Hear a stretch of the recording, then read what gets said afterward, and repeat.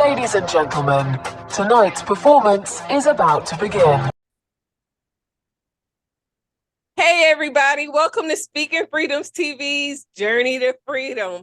I am your host, of course, Dr. Kaci, and today's special guest, we have Miss Lisa. Hey, Miss Lisa. Hey, Dr. Kaci, thank you so much for having me. Thank you for being here. Can you tell us a little bit about yourself? Sure, I am an author, advocate, professor. So I have over 20 plus years as a college professor in criminal justice and psychology and sociology.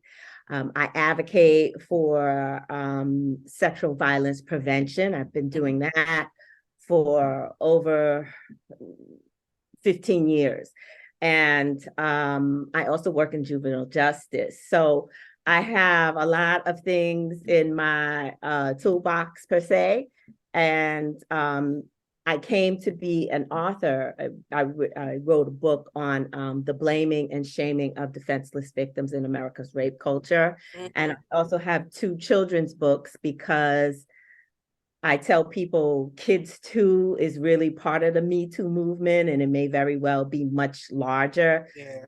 Because every 9 minutes, CPS confirms a case of child sexual abuse or rape or sexual assault. So my goal and my mission is to bring a grassroots effort into a national wave so that the numbers of 1 in 4 girls and 1 in 6 boys decreases because parents are not going to be there when the sex offender or the curious peer approaches their child. And now that there is something, as somebody who has faced sexual assault and all types of just things in dealing with sexual predators, I definitely can identify with that. How did you get into this work? It kind of came to me. I started out in, because I'm a New Yorker, transplanted to Florida. I worked in a J Street, New York Institute of Technology, a CUNY system school. And I was working with welfare to work mothers. At the time, that was the name of the program under Clinton and whatnot. So the parents that I was seeing that were returning to school or trying to get an advanced degree, many of them had sexual assault history. So that's how I honed my expertise. And then when I moved to Florida, I had a diversion program for students who got suspended often. They would come to my program instead of staying home. And our supervisor there asked us, did we want to get trained in hypnotherapy? And when I was trained in hypnotherapy, many of my cases were sexual assault, boys as well as girls. And what I found is that these are the kids that aren't reporting. They're only reporting to me. And since I'm a mandatory reporter, I'm the one making the report. But there's dozens of kids that I'm coming in contact with that aren't reporting. And even when they do report, it's not taken seriously, whether it's law enforcement, whether it's a teacher, whether it's a coach they're reporting it to, or an auntie or uncle. And so that's how I knew the numbers were much higher than the reporting rates. And hypnotherapy actually, people look at talk therapy. Talk therapy is for the conscious mind. But when we face trauma, any type of trauma, it's a sensory cue that's placed into the subconscious mind. And so hypnotherapy allowed me to do that much quicker and build rapport in that way, because many times the body is given the messaging. So when you say the body is given the messaging, can you explain that a little bit?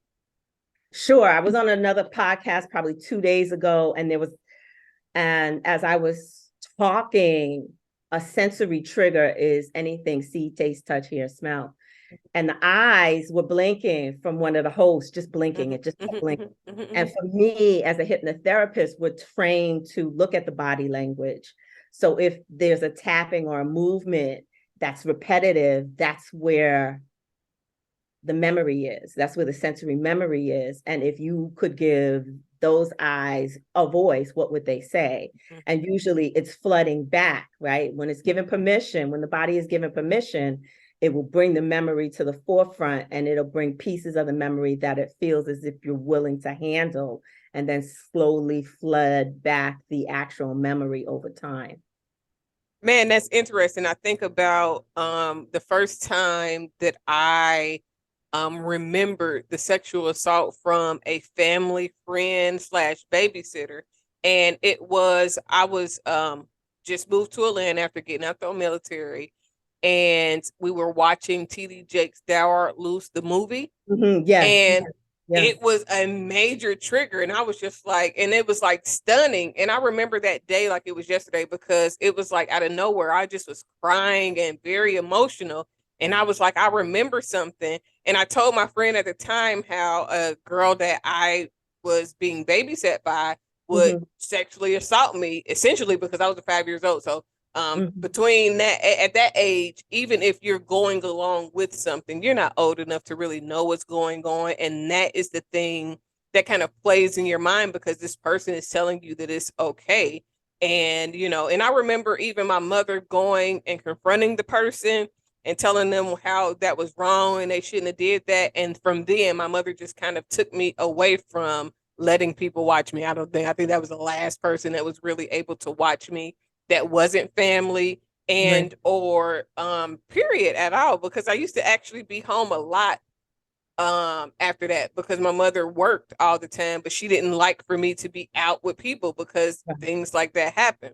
So when you say that, it really brings the sense of awareness to me when I remember, because then after that, I remember even being able to smell the scent from the occasion. Like, dang, like that was years and years ago. That's how it's coded, right? People don't understand. Your senses code the messaging. And and when those triggers or those senses are brought back, like someone's cooking grits and they grope you, right? And that cooking of the grits, you associate it with fear and you don't know why. Like I said, and many people don't understand the powerful interaction that our body holds these messages and these memories to keep us safe, and represses it until we are actually able to deal with it. But it could take years, which is the reason why a lot of people don't come forth, because sometimes it's pieces of it, or they just completely blank out, because that is what is needed in the time frame. And when you're looking at it with children don't honestly know what's happening. So their cognitive psychology is not as adept as it is with an adult. And so they can only use, somebody told me stop using this term, but I love it. Tools in your toolbox. They can only use the tools or the toys in their toy box that they have at the time. So that's why I think it's important for people to understand that your body's been with you through everything, all the good, the bad, and with the trauma, it's housing it for you. But catharsis is what is necessary, right? You have to release it, you have to express it, you have to share it and let it fly free, because it is an energy and it needs to be released. So how do you what is the best way to handle, because everybody deals with trauma of some sort to some extent, and it comes up in various ways. Oh my God, I think studying psychology was one of the best things that I ever did for myself, because not only does it help me understand myself as a war veteran and the trauma that I've gone through as a child, but it helps me look at other people so much different, because the things that you would normally judge, now you have an understanding that it's something else deeper behind whatever it is, the actions and the things that people do. Is normally some underlying issue that's causing them to, whether it's seeking attention in any way, shape, or form. It's normally trauma based. So how do you help people to process those traumas so that it doesn't have a negative connotation or meaning behind it? Well, like I said, first, most of the people come understand therapy through the term talk. I'm going to talk. Mm-hmm. But what I do, and what many people like me who have a hypnotherapy background or an EMDR or anything that deals with the subconscious, is that they use the senses and try to find those triggers. Right. And so basically, you can use guided meditation or you can use guided imagery to take you back to the decision-making process. And I'm glad you're asking this, because people don't understand. In the moment of trauma, we make a decision, live or die. It's always about survival. And what does that mean for you to survive? So there's a series of steps that you're going to take. And if you think that this may potentially kill you, your body will then dissociate you. So you will, it's almost like a leaving of the body, right? And so people say fight or flight, but there's also that freeze aspect. And more of us will freeze than we will fight or flee. So basically what we're doing is we are trying to get back to that point of that decision and make a new decision. Look at the trauma as if it's a movie not happening to us. Right? And you can do that through a meditative state. And in doing so, then you can identify, well, what are the senses? And so you ask the senses to tell the story. And so you link them through what you hear. And so we might give a suggestion of, well, what did you hear? Right. And so that's why certain songs might trigger someone into trauma. And what did you smell? Right. And then that smell will trigger you into trauma. And then you are back in that state of survival mode. And so now we're going to I hate to use this word reprogram, but essentially that's what it is, because you made a decision, but we don't know what that is, right? Each person makes a different type of decision about what they're going to do moving forward for protection. And so we have to get to that point where it says, and this is great for military personnel because you're in combat, right? Or you're facing some of these life-threatening challenges. So you make a decision, but what is that decision in that split second or millisecond? And so when you're able to allow the body to tell you what that is, because you can't do that in talk therapy. Most of the time you can't access it. When you allow the body to tell you what it is, then you can make a new decision because you're no longer in that threat any longer. And the body just sometimes gets stuck, right? It gets stuck in that state.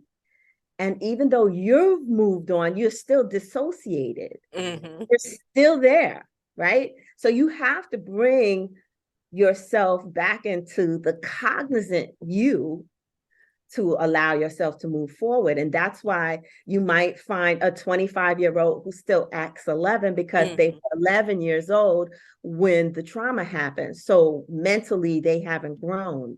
They haven't evolved. So let me ask you, okay, so I'm thinking of two things and I probably just forgot both of them. No, it's me. So the one thing was, so this is going to is not meant to be anything towards what you do. But so when you're doing the hypnotherapy, is it like the little swinging? No. What is that like for real? Because I would like to know. Yes. This is a great question, because people think it's like stage hypnosis, which is more for entertainment. But the therapeutic, some people might use a pendulum, but I might tell you just to focus on my third eye, right? Just to focus on the gray hair. Or I might ask you to put your hand out, and as you're looking at me, I throw your hand down, and then I ask you to sleep, and you're there in less than 5 seconds, 8 seconds. So how? I'm curious. It's a disorientation, right? Because we're so used to routine and repetition and normalcy. Basically, we're asking one sense to do thing and the other do one thing and the other sense to do something else. And that disorientation for that split minute takes you to sleep. Listen, I want to be hypnotized just because I want to experience what it's like. I've never been hypnotized before.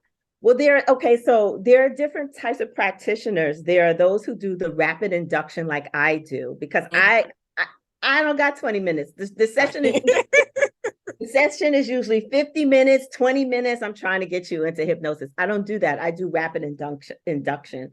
And rapid induction takes you in, and we can do a lot more. And here's the thing about that I think is great about hypnosis.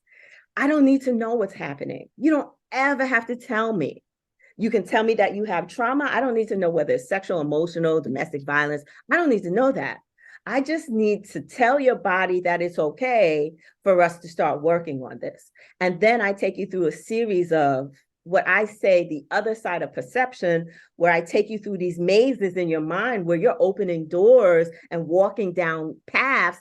And when you're walking, there are lighted words you're stepping on. Now, I don't create the words. Your mind creates the words. And the mind creates the words that help you unleash that bag that's hidden.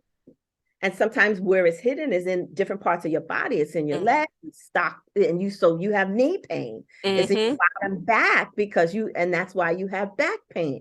And so all of these traumas are locked away, waiting for you to receive them and release them, because they're not meant to stay. Right. And I know that a lot of trauma and built up emotional energy is what definitely causes sickness. But when you were talking earlier, you made me think about when I first came home from Iraq and they were still doing training. So bullets were still like, you could still hear the sounds. And I would be in tears and I would be telling myself like, look, girl, you are okay. You are not in Iraq. What are you like? And I'm talking to myself like, calm down. Like, why are you? And I could not control it. It took me several years to not have a bodily reaction when I'm trying to stabilize myself mentally. But it sounds like what you do is more spiritual than natural in a sense. Almost everything I do is spiritual, psychologically spiritual, right? Because like I said, I didn't go seeking this part of the profession. It came to me. And so I was forced to learn on the job. But what comes to me is because I'm empathic, that means I can feel somebody's pain as they explain it. Then it's easier for me to understand, okay, at the state of trauma, this is what their body was feeling, because that's how my body is experiencing. I wasn't in the trauma, but that's how my body's experiencing. And I always said, if I'm going to have these skills, bring me people who are really ready to do the work. I am not interested in someone who's not doing the work. Right? Come to me, don't waste my time. I mean, you can spend your money, but it's a waste of time for you and I. And it doesn't. Then I'll have to see you again. And the thing is that we're not meant to be friends. I'm not saying we can't be, but what I'm saying is that's not the purpose of your interaction. I are together. We're meeting. Why are we meeting? It's space and time. I can meet anybody, but why are you meeting me? We're here to do some work that both of us are going to bring to the table. And I promise you, I'm gonna show up. I'm gonna do me. So you're gonna do you. And so if you came to me for healing, let's get to it. Right? We ain't got time to waste. We probably wasted a heck amount of time, right? Just trying to meet each other in this etheric space that we call Earth. So let's get the job done. Let's move it so I can help somebody else, because you need to walk your path without hindrance. Right. And so, like I said, I'm great bullshit detector. I'm not interested. Like I said, I deal with juveniles who lie to me all day long. Right. You can't lie to me. Because one, you're an empath. I'm empathic too. I feel everything. And it doesn't matter if it's a small lie, if it's a big lie, if you're lying about something that's irrelevant or not, I feel it. I don't always know exactly what the lie is or where the lie is, the foundation of it is. But I definitely can feel when people are being dishonest or facetious or just trying to get over and manipulate. And it is a weird thing to be an empath. Right. If you're not one, you don't understand it. But it's crazy because everybody wants to be an empath now, and they think that it's just being compassionate or empathetic to people, and that is not what an empath is. I feel stuff that I know is not me. It's a feeling. It's a feeling that takes over you. But, when I not to throw shade on my juveniles, right? Because they have been conditioned to lie. But oftentimes, they say to me, well, you're the only one who asked that question. Like, for example, I had a student who beat his mother and sister with a hammer. Now, when you think about this hammer, most people are like, oh, and my question was, well, why did you do that? And he was like, say again. I said, so why did you? He's like, I've been to so many therapists. I've been to so many counselors. You're the only one who asked me why. I mean, because if I want to know why, and then why you use the hammer out of all the things I'm trying to damage. Right? So he said they smoked up on my weed, and I'm selling weed, and they can't get me killed in these streets. And I was like, all right, you don't condone it, but you understand. But I can understand. I can absolutely understand. Yeah. They don't have no money, right? To recoup what somebody is coming looking for, because exactly. And you're not growing it in the backyard. I mean, big worm is definitely coming for his money. Okay. Exactly. And so, everybody was looking at him as if he was this animal like monster. And I was like, yeah, but if they don't care if he lives or dies, he can't trust them. Right. And then that's going to bring a different type of beast out of you, because now you're in an environment where you don't know if you can trust the people that are supposed to love you and protect you, provide for you, and all these other things. And that puts you in a very traumatic state, because now your guards are always up. You're always extra defensive. You don't even want to really be around them. But in certain situations, you don't have a choice. Right. And the thing about hypnotherapy is that it allows me to bypass the facade, that you make it stuff that people are always talking about. It allows me to bypass that, because they are not aware of what memory is going to come up in that split instant. And as soon as those memories come up, then we get to talk about that. And so they're thinking, okay, I need to tell this story over here. Your mind is saying, oh no, this is the story I'm going to show you. And this is where the rapport starts to be built. And so that's why I love it. I love to do that. So my next question is, so you get them into the state where they can express. Are they awakened during this time, or are they in their subconscious the whole time? They're in their subconscious. So it's very similar to the dream-like state that you're falling into when you dream. But it's also similar to the daydream state, where you are in this daydream, but you get home. You don't know where you turned. You don't know if you stopped. Right. But you've been in a consistent daydream for the past 20 minutes about stuff you're going to do. And you're in traffic and you don't know how you stop. That's your subconscious mind that takes over and allows you to do all those rote memory things, but also to have this story playing in your mind. So it's not as if you are totally captivated by the suggestions that the hypnotherapist is providing. It's absolutely nothing like that. I don't have your PIN number. I don't have, you're not sharing your keys with me. You're not sharing your password on your phone. That's not it, right? Because there are people you can give those suggestions to, but suggestions you get every day when you watch TV, you get in music. Okay. I'm not doing anything different than your Drake song. And I'm not saying Drake is hypnotherapy. That's not what I'm saying. But anybody that is, because it's a programming type of thing, whatever you're taking in. Exactly. When Beyonce says cuff it 15 times in a song, it's the same suggestion. Or when Kanye say Donda for the whole record, and I'm like, Kanye, I am not summoning your mama in this. Okay, I don't know what Donda had going on. I don't want to summon her. Exactly. So that's very similar. You are bombarded with suggestions all day long, especially when you watch commercials, especially when you listen to radio, like we do in our cars when we go to work. You're bombarded by all forms of suggestion on social media, buy this, like that, share that, follow that. All of that is the same. But this one is just used to access your subconscious memories that you need to look at, change the dynamic that you had with it from trauma to post-trauma, and then thrive and evolve from there.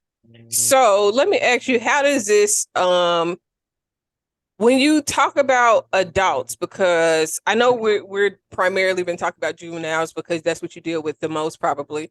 But when it comes to adults, the first time I ever realized about the disassociation. Oh, okay. So, but the first time I ever heard the disassociation with age, maturity, and trauma was, I think I was watching Dr. Drew, and he had Frankie Lyons, Keisha Cole mama on there, and he was saying the reason why she acted the way she did, was because her trauma started at that age, and she never, although she was getting older, and she I think may have matured in some areas, the core of her was still stuck at that age. So how does that work, or how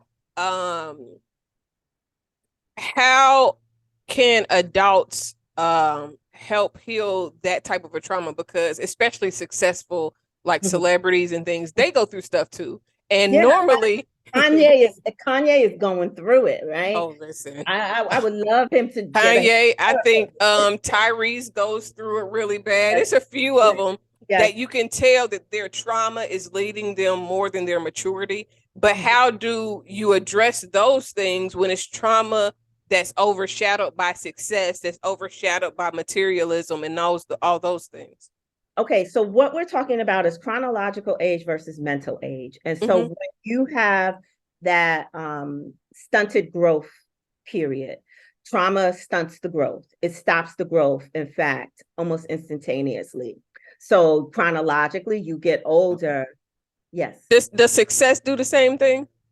Can success be that type of? It can when we start talking about ego, narcissism, and different personality types. Right? So there are those, let's say, Michael Jackson, Prince, Whitney Houston, iconic, right? But there's no personal life anymore. Beyonce, Jay-Z, when you get you get mega Oprah, you're not able to resume that life. Even with these influencers now, especially once you start having surgery to be better and all, oh my gosh. And it's sudden. Right? So if you have fans that drip in, but like a Michael Jackson could have never gone outside. Prince could have never gone outside. I don't want to be famous because I want to still be able to do regular stuff. Exactly. And Beyonce complains about it now, right? She can't go out and ride a bike with her kids. So unless they get a compound that's so big to where you can ride around and it's like being outside, but you're not really outside. But it's not. In a compound. Right. But it's not, because you're not interacting with the other people in the world, because we socialize each other. So let me take this in pieces. You talked about chronological, like I said, I'm talking about chronological versus mental. And so the first thing you need to understand is that if you're traumatized and you dissociate, you're going to be that age for a very long time. And though you may put back the mind, body, soul pieces, psychologically, the advancement of that is not taking place unless you have an actual shift, right? An acknowledgement of that. And sometimes you can do it absolutely on your own. People journal, right? And they journal before they go to bed, and some journal right when they wake up in the morning.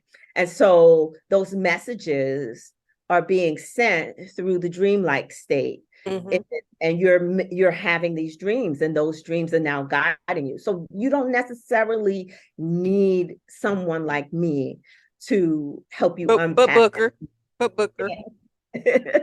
that Pandora box. But it might take you longer, right?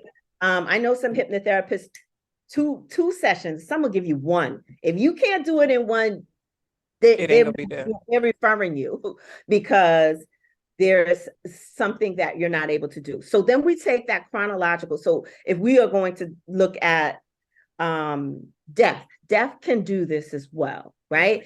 Especially with you, and I don't know if you face combat or being shot at. I mean, that's not something that happens every day. So just the noise of that, right? And so a car backfiring simulates that, Mhm. right? Firecrackers simulate that, and that brings you back to that state. Yelling, screaming, babies crying simulate that.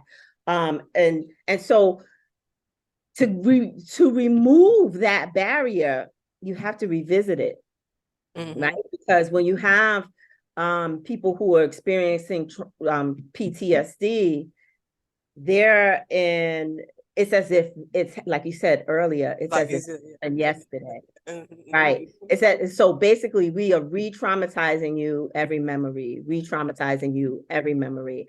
And if we don't get in and split the memory up through the senses, what you see, taste, touch, hear, and smell, then it's almost like you turn the volume up on a song that you like, or the heat up. PTSD is the heat up. We need to turn it down, because you can have those traumas if you don't get to the sensory pieces of it. It's like a puzzle that is broken up. You broke at that point, the puzzle pieces scattered, and now you got to go and find them through your senses, if that makes sense.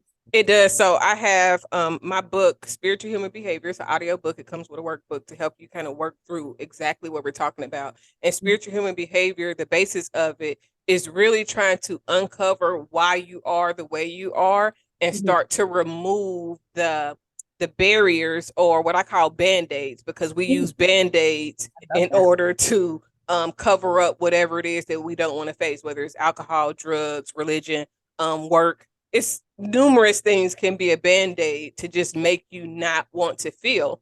But I also explain that when you leave a band-aid on too long, it normally gets infected and you can lose a limb, because the band-aid is not allowing it to breathe, to get air. So I have different portions of the books where it is, you gonna go and, okay, am I like my mother and father, or am I complete opposite? And what areas am I alike? What things would I like to change? And figuring out really the why to whatever it is that you have going on, whatever parts of yourself that you're not satisfied with, that doesn't feel fulfilling, or places that you know trauma exists. It's kind of trying to revisit the core, like you said, the core narrative of, okay, so when did you start acting like this? When did the change happen? Because if you could figure out when the change happened, like at what age or what incident, then you can kind of go back and reshape the thought process behind it. But my method is more of figuring out the lesson, because if you can learn a lesson from whatever it is that you went through, then you can kind of reconfigure how the trauma or the memories of that affects you. So now you're not crying and bewildered and just all emotional behind it. But now you're like, well, wait a minute, I learned something from that. So it's not as traumatic as it was at one point. It might not even cause the same type of emotions, because now I'm looking at the lesson versus the victimhood of it. And for me, that's kind of how I worked through. After I got divorced, I went through a phase of healing. And I started trying to figure out, okay, I see I got a pattern with certain type of men. Why, what was the examples of men that I had that make me feel like these are the type of men that I should be with, or that I allowed to enter into my atmosphere? And it really was very helpful, because I was like, okay, these are my examples of what I had to choose from, or what I seen growing up. And in these examples, I see where I'm picking people that remind me of people that I thought were good men growing up. And that kind of revolutionized who I was as a person and helped me heal other people, because now I see patterns.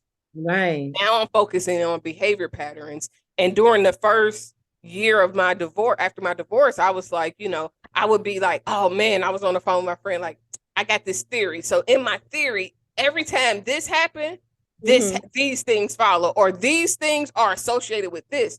But it didn't just apply to me. I would use it I'll be on social media, like, hey, I noticed this. I have a theory for this. And tell me if it works for you, because it seems to be a pattern around these type of behavior patterns.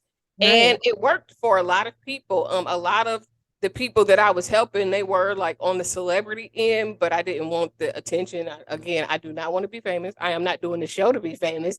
It's just, I know that it's helpful to share other people's stories so people can identify with it and for people to learn from. So it was like, look, if I help y'all, it's cool. Y'all can mess with me, but please don't like my post, don't follow my post, just be like you're there but not there. And that's a two-edged sword, because now it's like, okay, I kind of needed all of those follows and stuff, so Right, but it has been good as far as protecting me, because I feel like if people know that I'm intuitive, if they know that I can have dreams that may play out in somebody else's life, then I feel like I'll be bombarded with the naysayers, the doubters, then the people that are overly aggressive. You're always gonna have that. Hell, I had an interview yesterday where the guy was telling me there's no way possible that I could be dreaming something and then seeing something. He said all of that is fake, and I was thinking like he was a hypnotist too. And he said he was a mind reader, so I'm baffled at this point, because how you read minds but you don't think that a person could be prophetic? It just didn't make sense. I would easily say, well, I can understand why you would say that. Yeah. And that's his perception is his reality. Right, and that's what I was trying to explain.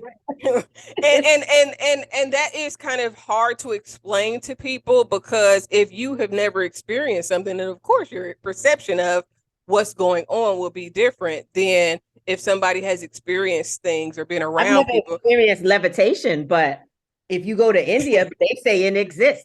That doesn't mean that I'm right. Right. right. Definitely.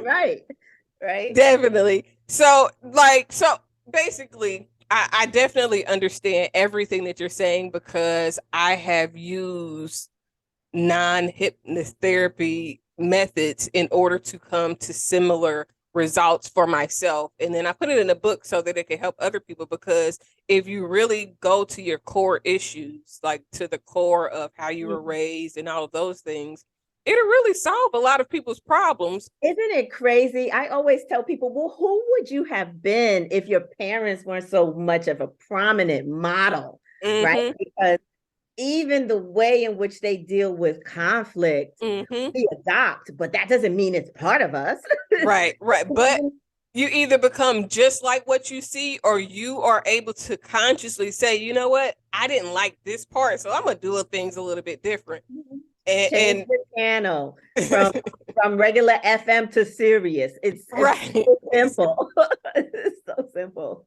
It's easier said than done for some, but it's just really because people have an issue facing their trauma. A lot of people use all types of band-aids and avoidance in order to forget or overshadow. And it's really prominent in the Christian community, and I was about to say that's my collective memory first chapter.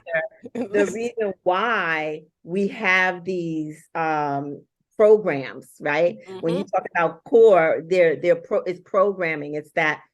I don't want to use this word, but I'm going to throw it out there because this is me always, all day. Brainwashing, because you don't have that information at 2, but when you are following a certain brainwashing program, then that becomes who you are. And then when you find someone who tells you that there are other programs out there, you'd be like, there can't be no other programs. This program is it that you can adopt.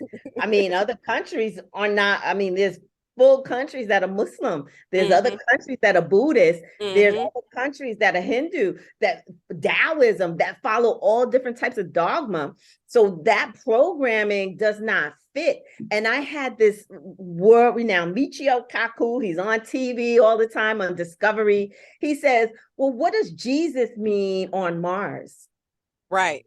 And I was like, listen, I think that and I think that Christianity can be, Christianity, the religion, is bad, but church and the teachings of the Bible can be helpful to help you understand the nature of God, or how God should be, but it definitely should not be the prominent thing that makes you make decisions, because a lot of times people get saved and then they get this Jesus wand and they think that you just slap Jesus on it and all of your problems go away. And I call it Christian denial. That is the name that I've given it, because when people get saved, literally they go into a denial, like no bad exists, like they never had problems. And it stops them from being able to revisit it, because now you're trying to forgive everything and forget it like it never happened. No, it happened and you need to address it so that it doesn't create a bad pattern in your life long term. Unfortunately, our religion, when I talk about collective memory and the blaming and shaming of defenseless victims in America's rape culture, our collective memory is that children and women, especially when we start talking about the religious aspect of what is hypersexuality, what is promiscuity, what is piety, when we start looking at all of those things, it's as if the programming in every country has taken children as well as their mothers, as well as their young daughters, and made them the most vulnerable population to abuse, exploit, and harm in at such a magnitude, which is the reason why there isn't a lot of protocol. I mean, most of what we teach our children and our teens, the girls who go to LGBTQ, if we were looking at the way religion solves this problem, it's to deny it. And so in my book, I have like you diss me, it's a disrespect. But collectively and systematically and systemically, we have dis theory, denial. The victim can deny it happened. The predator or the offender denies it. The inaction, the cops don't do anything. The teacher didn't do anything. And then the information suppression. Let's sign this NDA. Don't tell anybody that the priest just molested 3 kids. Let's move him someplace else. So he can do it somewhere else. And suppress that information. Or let's move the Boy Scout leader or the nun to another place, so that this theory works in conjunction with all the other ways in which we suppress the secrets that this vulnerable population is being harmed at these rates. And so as a collective, these institutions are hiding the fact that sexual violence is happening to these vulnerable groups. And so when you go to college, your first couple of months between August through November is the red zone. If you are a new jack, you are a freshman, you are more likely to be raped or experience sexual violence in that first year. Okay, which changes you forever, right? We don't talk about how rape and sexual violence changes the sexual identity, not sexual orientation, the identity. Because if you are sodomized by your babysitter, which one of the hosts that I was talking to 2 days ago was, then he, as a gay male, he's decided that he's not going to bottom. And he's going to be in control of every sexual relationship, and it's going to control the way he experiences pleasure, right? And sex is pleasurable, but what do we tell children? We tell them at very young ages that you should only need to know about your body parts, and anything between here and now is going to be left to your teen. Well, guess how many people, like you said, you were victimized at 5. Do you know how many children are victimized at 4? Even younger, because I mean, and it's crazy because. Hi, I'm Dr. Kaci, not your typical clinical doctor. I am an ordained minister, but not your typical minister. I am also a certified life coach, love coach, sex coach, solution focus coach, transformation coach, and more. I have a whole lot of information that I would like to help you grow with. And I hope that soon I can help you be the best you that you can be. Confidence, spirituality, and purpose. That's wholeness, complete. Because it leaves, where parents are. I took after what my mother did after my victimization, and I don't let my children spend night nowhere. They can't go nowhere. You guys might come over here if you want, but you're fortunate, because I know some of my students, their mother choked them out, right? Because they were saying, my brother did this to me. Or their father was saying, well, maybe he was just playing with you. See, and you know, that is the one that they will say, well, they was just playing. It didn't mean no harm. So let me ask you a question. Yeah. When you think about R. Kelly, and I get, let's talk about them all. Listen, no, and I mentioned R. Kelly in particular because although I believe he needs to be in jail, I would have never left my children or myself alone with R. Kelly at the rate of speed that he moves. However, I do acknowledge and sympathize that he was molested by his sister, and the relationship that he formed with his mother and wanting to marry her. And I think about how those things impacted who he became as a person, how he experienced sex, how he even made music, his inability to read and write properly. All of those things play into, but how does that, so how do you basically what you're talking about is the victim becomes the predator, right? Right. And we have a lot of people that are functioning at that level. The victim becomes the predator, right? And there's a lot of people who say, well, because it happened so young, they don't always, some of them do, okay? And if you go back to sexual violence for children, just remember, this is their first sexual experience. They are going to be brought to orgasm. I hope I can say that here, but they're going to be brought to orgasm. You can say whatever you want. They're going to chase that pleasure, okay? Do you know how many of my clients have said, I knew it was wrong, but when he sucked my breast, it was so stimulating that I searched for it. And some of them will pick a lover or a husband or a boyfriend or a girlfriend that looks exactly like their predator or their offender because they're seeking that pleasure. And so if we were to break it down in terms of reward, right, that pleasure is a reward. It takes into the sensory experiences as an etheric, most pleasurable response, right, that's doing things to your body.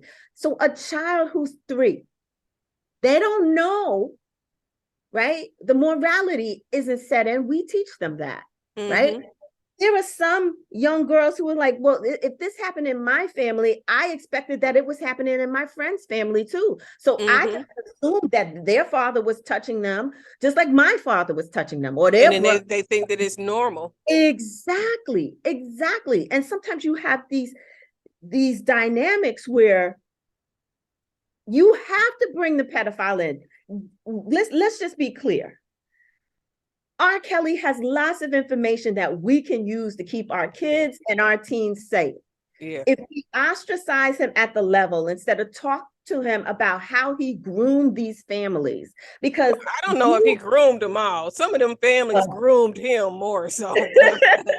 But you have to understand that grooming is a collective behavior, because you can't get access to the daughter if the parents don't allow you access. So, I mean, those parents hand fed him them children. I mean, and I think that is the saddest part, because although he is a predator, the parents were just as predatory as he was, if not more, because they, for at least 2 or 3 of them, they were like chasing him around. They was going concert to concert to concert, like, hey, take her here, please take her. Right. And that is crazy.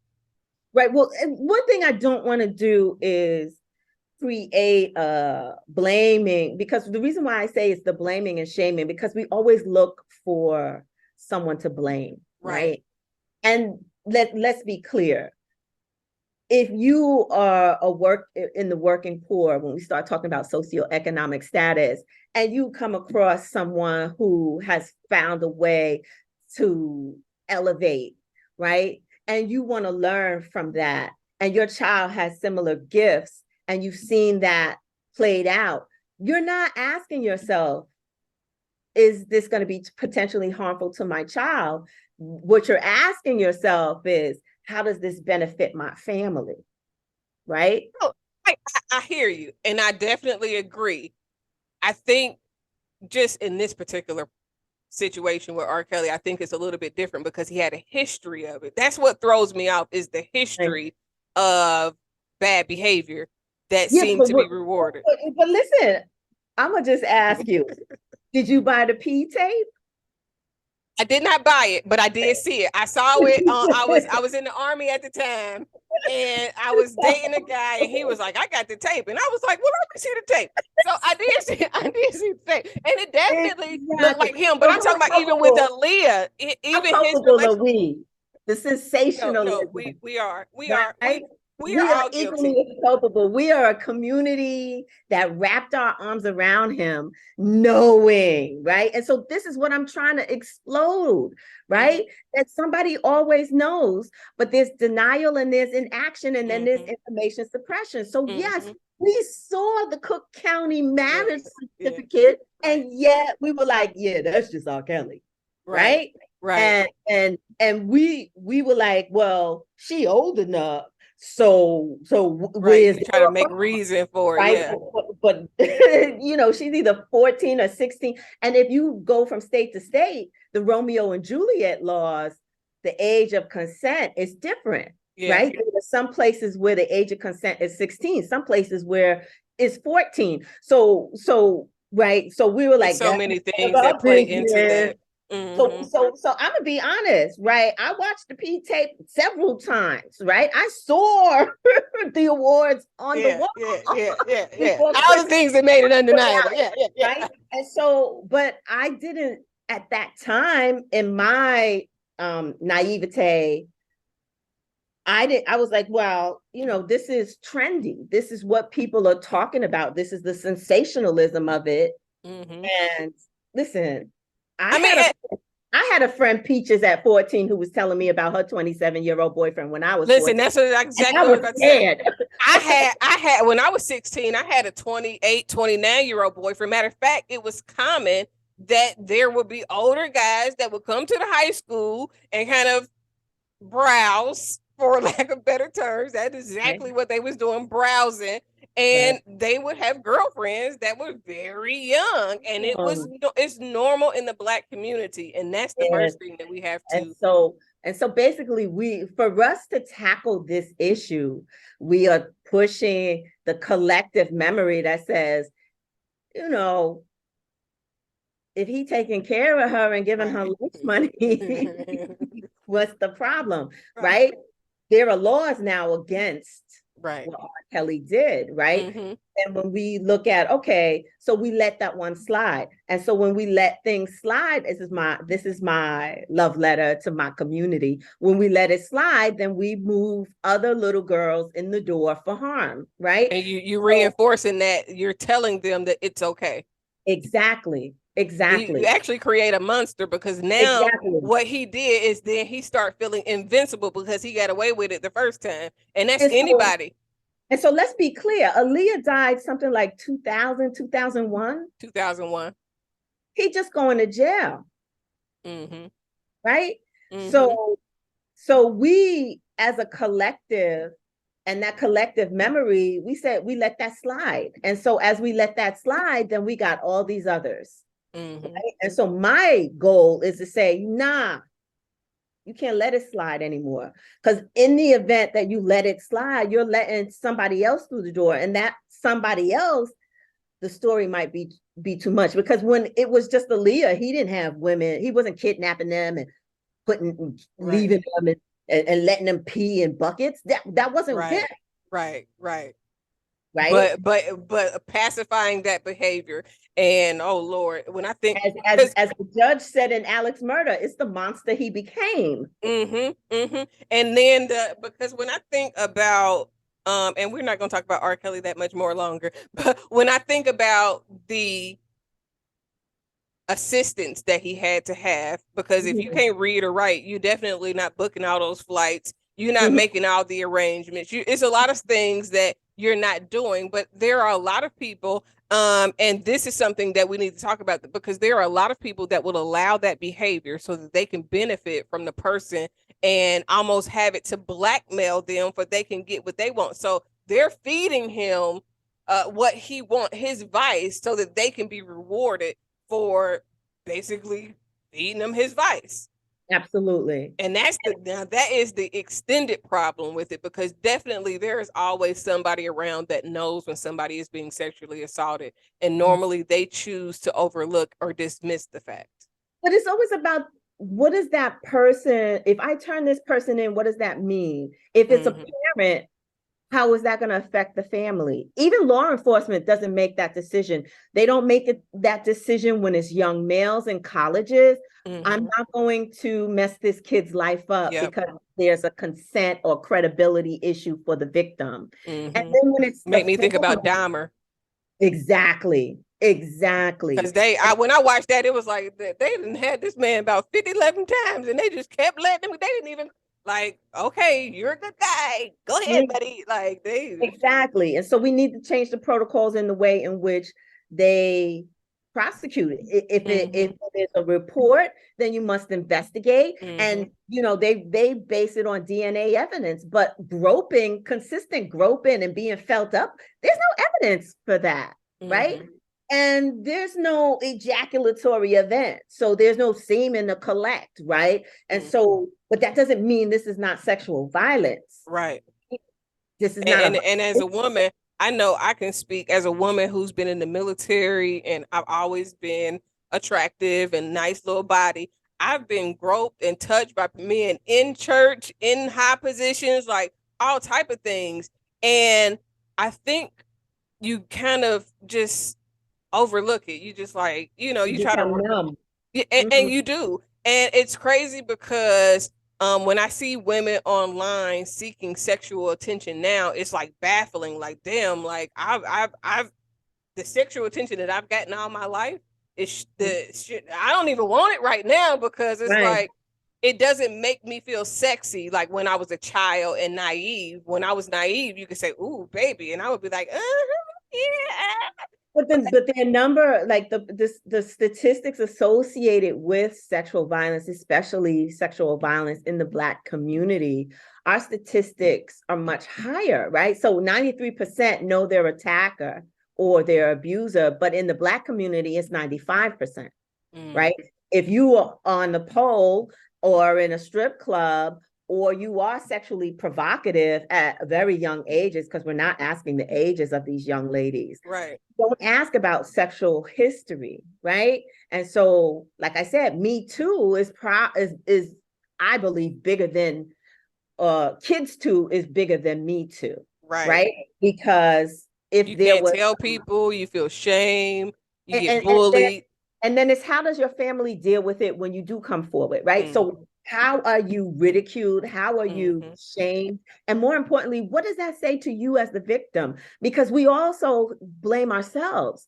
How do we find ourselves in this position? And so the first thing I would say to those who have been victimized is to forgive yourself, because it happens so quickly. When you get groped, it's one and done and they're gone. And it's almost like, now you've got to be presence of mind to be like, well, what can I do about that? I started wearing baggy clothes. I didn't want to be seen. Yeah, but a swift kick is really good. It's really, really good. And really, and like I said, there has to be a consequence, right? Because what people don't understand is reward versus consequence.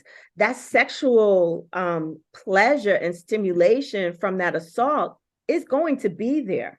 And the predator and the offender, because they're not the same, is counting on your sexual pleasure so that you continue to come around for it, right? And so when it happens repetitively, there's the gift giving. I'm going to give him or her a gift. And if I don't give her a gift, I'm going to give her a gift and the sexual pleasure, so that even though they think it's wrong, as long as I'm stimulating them, they'll be okay. So right? Is that the same when it comes to like abusive adult relationships, like abusive marriages and things like that? It's the same undertone, huh? Yes, it's power and control, right? They have all the power because they're manipulating you in such a way. So when we talk about adults, right? The adult, if it's a boss, let's say it's transactional, right? If I excuse me, if I tell him or her no, what does that mean for my pay? Understand, pay is a reward or it's a barter. So I barter my services for a fee. But at the same time, when we are victimized, there's a vulnerability about us. That's the reason why they targeted us, right? You gotta understand that when you are targeted, you are targeted for your vulnerabilities, that you are targeted for what that person deems as weakness. Right. And so they're going to sexually exploit that, and they're going to use every resource they have to do so. And if the resource is money, because what most people don't talk about, and I'm glad Chris Rock talked about it, is with Michael Jackson, he bought family house. He bought the family houses, right?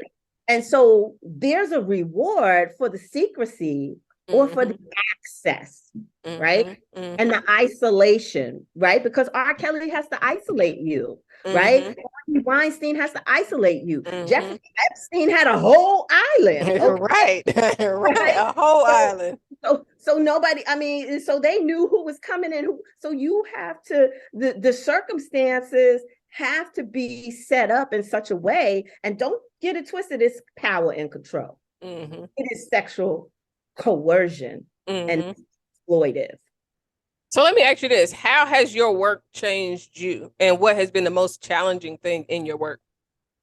The most challenging piece, okay, for example, I had someone contact me on Instagram.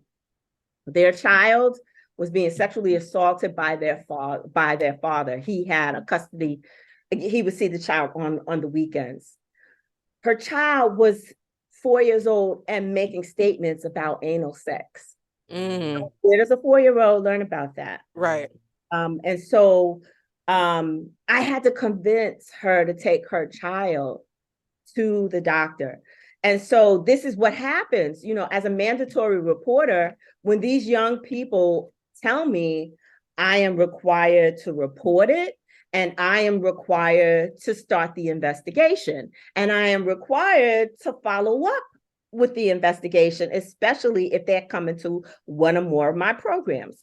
And so what is the most challenging is a mama cursing me out, telling me how she was going to lose her housing when her sister's husband would come home every night, have his beer after work, grope her daughter on the couch, feel her up, and then go in the room with the little girl's aunt. And mind you, you know, Black girls, they are voluptuous. They develop really early. They have a body, but that doesn't mean that you have a right to touch them and feel up on them. And so when I told her, first of all, after she finished cussing me out, I have thick skin. You can say whatever you want. You call me whatever. My mind is clear.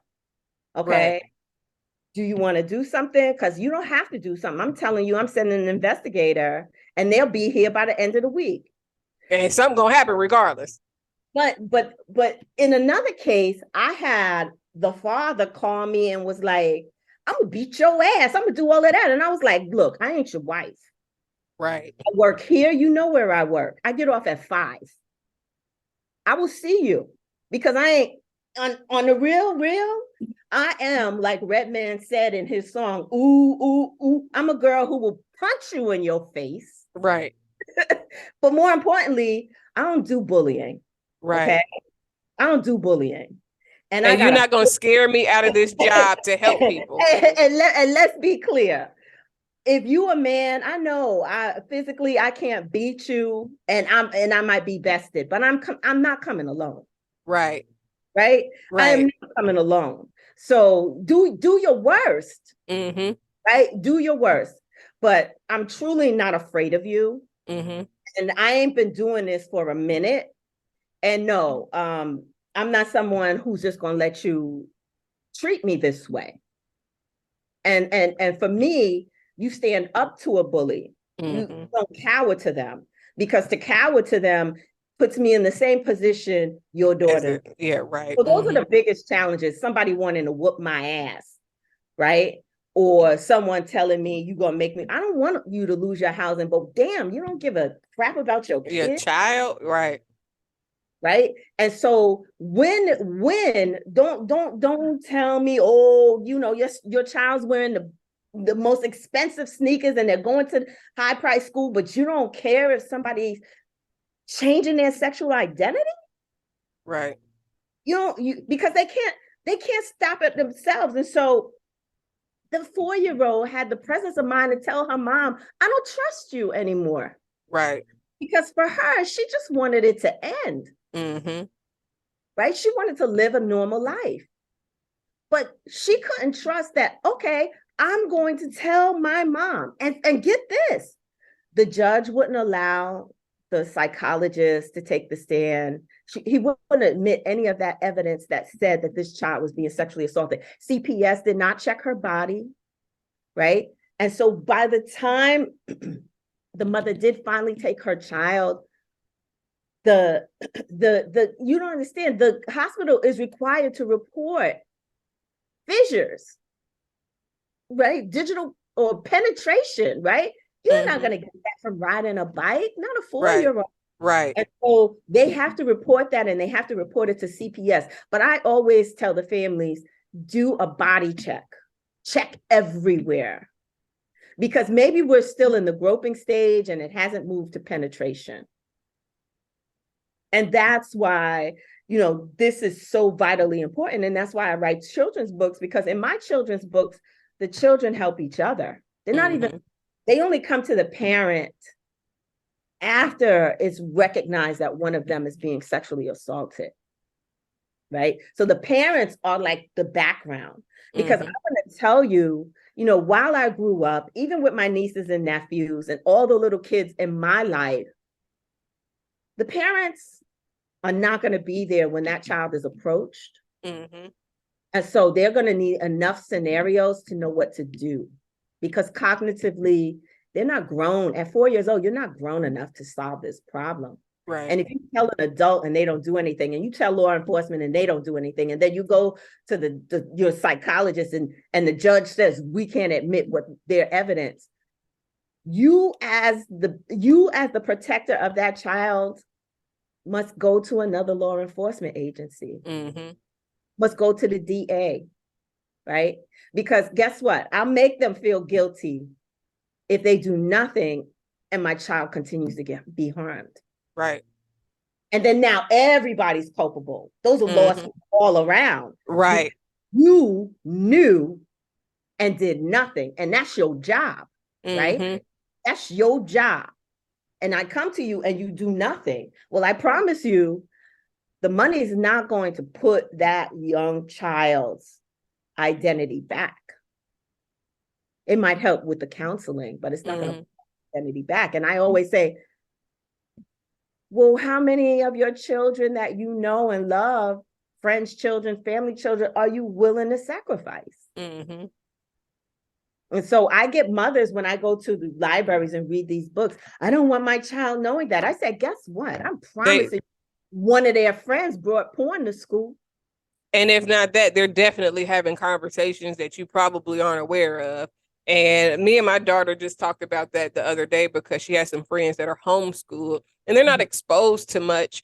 And she's like, I really hate that for them, because there's so much stuff in the world going on, and they won't know how to handle or deal with it because their parents don't expose them to anything. And as a mom, I felt proud, because it was like, at least you are aware that exposure, educational exposure, is good, because now you know what you're facing in the world. Because if not, then you will be thrust into an environment where you won't know how to handle a situation, because nobody ever talked to you about it. Nobody ever exposed you to anything on how to deal with something in that nature.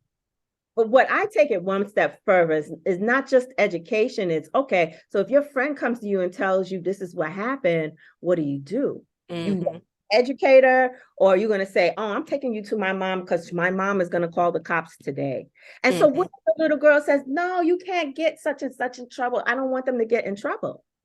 That conversation still needs to be had, because you can make anonymous people. If you listen in, you can make anonymous calls where only you and that agency knows who you are, but the people who are being investigated don't know.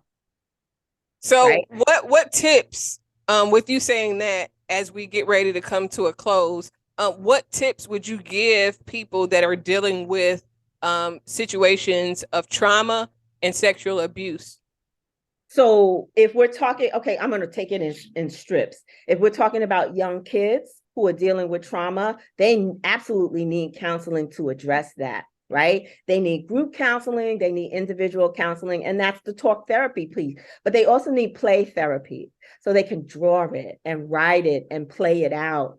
So that gets to the essence of that. And as they get older and they start experiencing these sexual explorations of their own sexuality, then it's going to bring up another set of issues, right? How am I going to allow my body to be touched by someone I love? And will I freeze up, and will I have this dissociation, and will I have these triggers? And that's going to bring up another piece of counseling. So it's going to be ongoing. If we're talking about a teen or a young adult, let's say they're college students, right?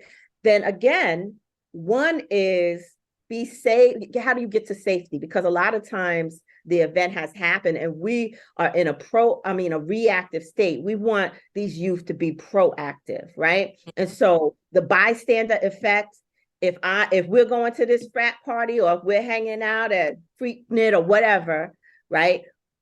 Buddy system. It's like we do with the drivers don't drink, right? If you see me going off with someone, because that happens often. But what I live in Miami, we've got nothing but South Beach. We we have bartenders that slip stuff in drinks because they're paid by somebody. And so if you haven't bought your drink, then you don't drink it. If you didn't bring that drink to the party, then you drink nothing. Okay? Water is good. Okay? It's not safe here. I can't tell you how many girls I see laid out on the street because they're drunk. Because they're drunk. So there is a buddy system. And if you are the one who's supposed to be monitoring your girlfriends, but then there's always that chinky one who slips away. She's so interested in this dude. Now, once you are out of my sight, then this is where, because we are a port state, a main port. So trafficking is big here. Ooh. Okay. So if you cute and you want to chance it, right? That's drink might lead to you. I mean, we received calls at the campus. I used to work at Johnson and Wales, North Miami campus, where girls woke up in hotels. They had no clothes. They knew nothing that happened. All they remember is getting into somebody's car. So listen, I've experienced that. I went out when I was in the Army, probably hadn't even got to my first duty station. I was just on break in the transition, and I was drinking 151. I'll never forget the night. I was downtown Dayton, Ohio, and I was with some friends. And it was a guy that we had seen before, somebody that they knew, but I didn't. And I was wasted. I remember stumbling to the car and they like, "You sure?" And I'm like, "I'm okay." No, I tell people, I don't care how okay I say I am. If I don't know this man, do not let me go. Because I definitely woke up the next day with this man in his bed. Don't know where I'm at. Don't know how I got there. All I know is I then had sex with somebody that I barely know because they let me go off with somebody while I was drunk. And so that's exactly why the buddy system, if it's done correctly, should get good work. buddies. There are some people, but there's some people who are just certain that I don't need to be with you and I ain't staying with you. I'm going with him. Leave me alone. It's none of your business. Right. It's not worth getting into a fight, but you can absolutely tell them the stakes are just too high. Like I said, this is a port city. Okay. Huge trafficking happens here. Happens in the Miami, Fort Lauderdale, West Palm area. Okay. And you might think it's innocent, but if you end up in Texas 2 days from now, all drugged up, that ain't cute. Right. That ain't cute.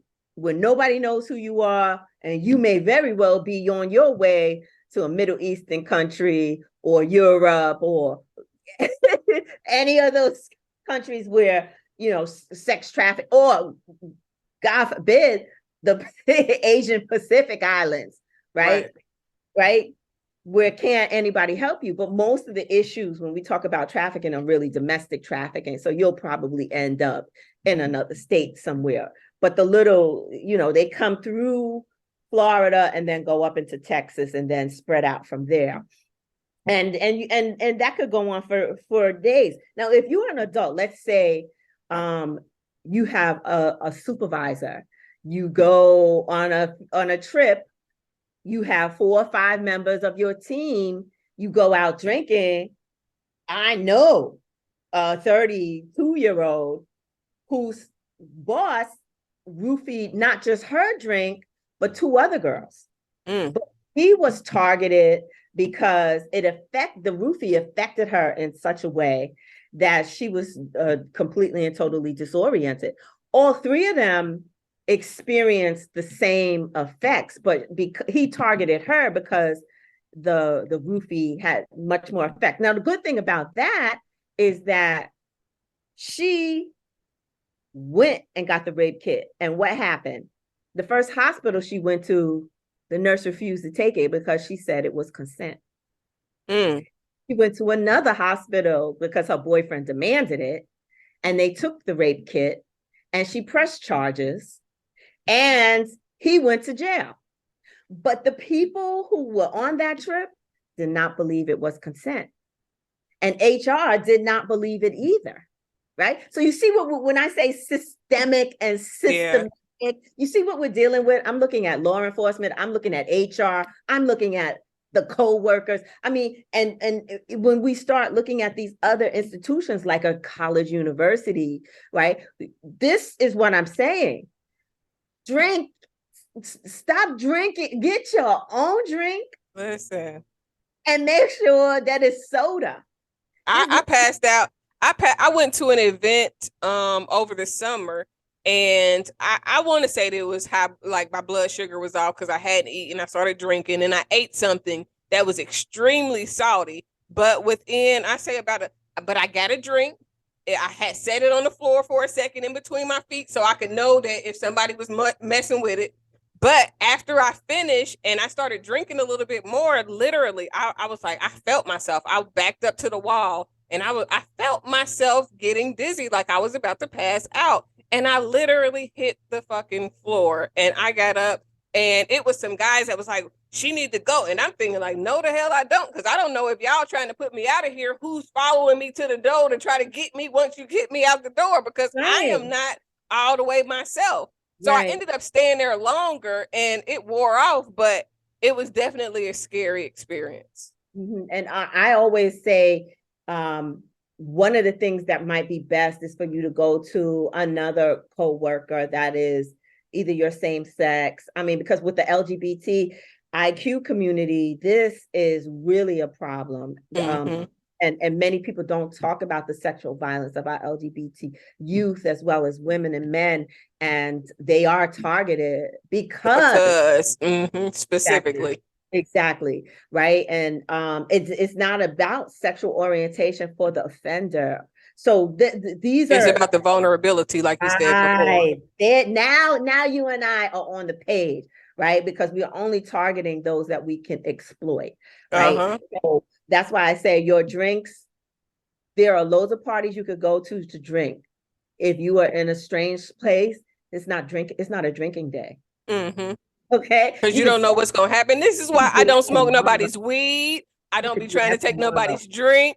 They be like, you want to smoke? And I'm okay. And if I'm going to smoke, I got my own, and I'm going to be okay with what I got. And I don't want to hit nobody else's, because I don't know what you got in yours that you might be okay with that I'm not going to be okay with. Might not work with my body.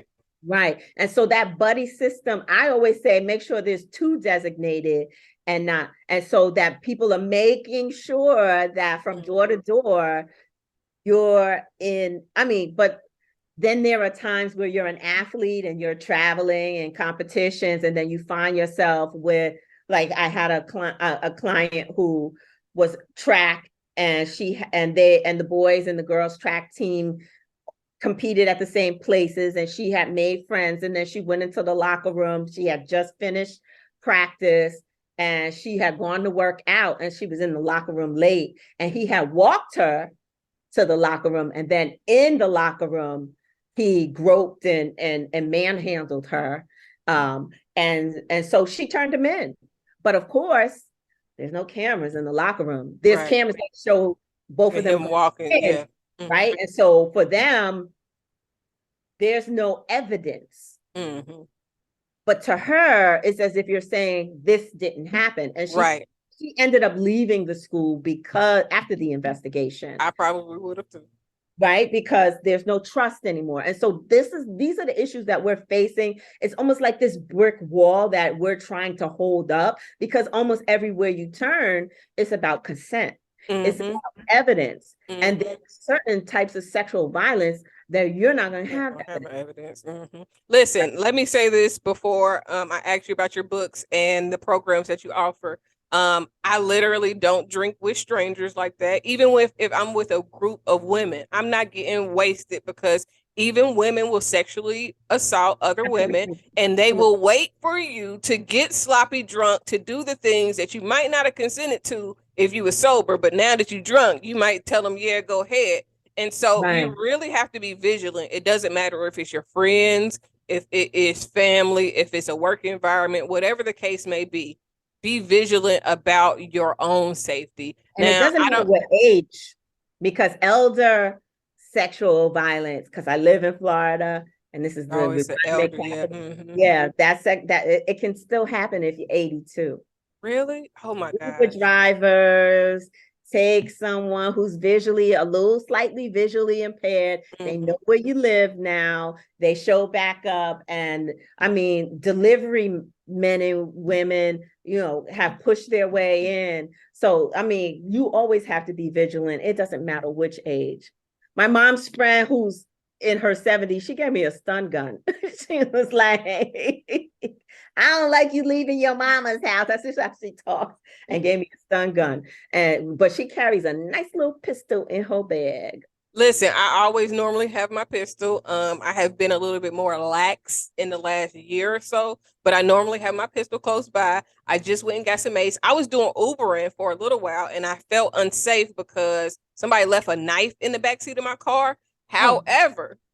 However, doing Ubering made me feel like I was helping people, because I don't know, you might get somebody else. I picked up a 6-year-old, or not a 6-year-old, a sixth grader once by themselves. And I'm thinking like, well, damn, why would you send them in an Uber by themselves? Like, what if I was a predator? Just because I'm a Right. woman does Right. not mean that, Right. that child is going to be safe. And they was going to my children's school. So I was like, oh, but I was like, thank God it was me, because if it was Right. somebody else, it's no time. They could have put their hand back there, been rubbing on the Anything. child, just Anything. anything. And Anything. so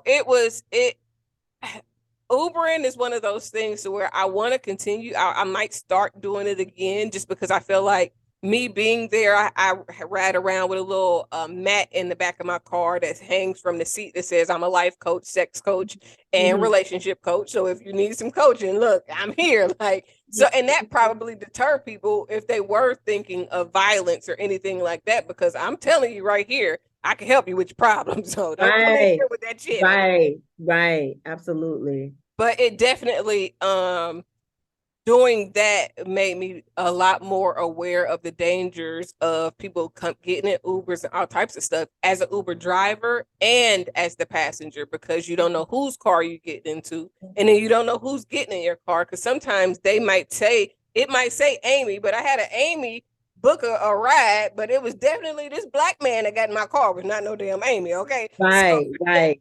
and right. I had to tell them, I always send feedback to Uber as a driver, like, hey, look, you didn't send me to a mental health hospital to pick up a patient, but I get no notice that I'm picking up a patient from a mental health hospital. I'm just riding to this hospital with a guard and I'm trying to figure out, when the hell hospitals get guards? But y'all need to tell people that, because I need to be mentally prepared for whoever is getting in my car. Say, no, I don't want that call. Right. Exactly. And they don't really offer that. So those were the feedbacks that I gave. Look, I feel unsafe. This is not the safest means, because I don't have a picture of who's getting in my car to make sure it's the right person. And then when they get there, who am I taking? Where am I picking them up from? There should be some type of, hey, this is a notice. You're getting somebody from a hospital. This is a notice. You're getting somebody from, and it should give you the option to say, okay, I want this ride or I don't want this ride. But there is a whole system where if you decline too many, your points go down. So you feel forced to pick up people that you may be uncomfortable picking up. But In closing, please tell us about your books, your programs, and everything you have to offer and where to find you. Absolutely. So I run Right to Consent, which is a sex crime reporting app or website where if you have been sexually assaulted, you can put in all the information. I'm going to ask the poignant questions that you're going to get at the police interview. And so you're not blindsided. But and then you can also send a copy of that to a good friend, because I always tell people, if you're going to the cops or going to sit in a police interview, you need somebody with you that loves you. Mm-hmm. They're going to ask you all kinds of things that are going to make you question, should I report? And that's why I say, yes, you report, because we need a database that says this DNA is matched to this person, and we can bring undetected rapists and sex offenders to detection. I also have Chad Keeps a Secret, and Aaliyah Can't Tell Her Secret, because as R. Kelly, Aaliyah is the protagonist, and our Robert is the cousin from Chicago, let's be clear. But I also have Chad Keeps a Secret, and he is a young boy whose friends see him withdraw and not want to socialize and hang out with them and play with them. And they're the ones who kind of uncover the fact that he's being sexually abused by his coach. So this is what I say, not every 9 minutes CPS reports or confirms, and every 68 seconds, someone confirms a sexual violent crime. So righttoconsent.com is where you can find me, at Right to Consent on IG and TikTok, Facebook. That's who I am, that's who I be, and that's what I do. Well, I appreciate you for spending some time with me. This has been a great conversation, like a very much needed conversation. So many resources that you've made available, so much understanding about how different forms of therapy can work and help.